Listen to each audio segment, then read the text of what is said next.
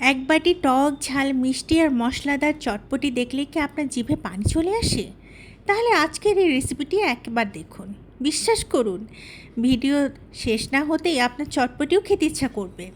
প্রথমেই একটি প্যানে সামান্য তেল গরম করে তাতে দিয়ে দিচ্ছি রাঁধুনি চটপটি মশলা।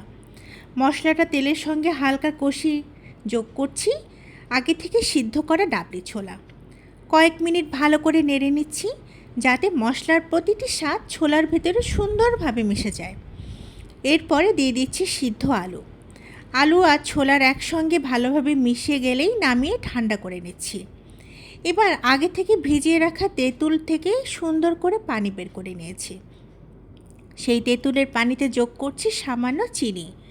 টক আর মিষ্টির এই দারুণ মিশ্রণটাই চটপটির আসল প্রাণ।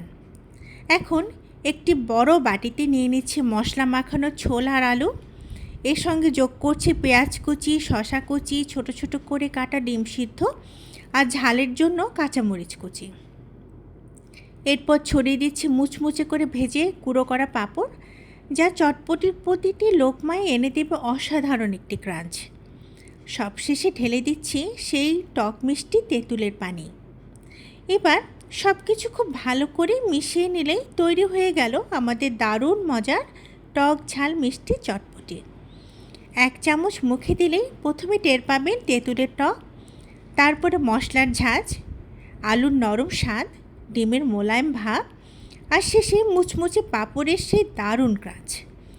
এমন একটি স্বাদ যা একবার খেলে বারবার খেতে মন চাইবে। আপনারও যদি চটপটি খেতে ভালো লাগে তাহলে ভিডিওটি লাইক, কমেন্ট ও শেয়ার করুন। আর এমন আরও সহজ, মজাদার ও মুখে আর জল আনা রেসিপি দেখতে চ্যানেলটি সাবস্ক্রাইব করে পাশে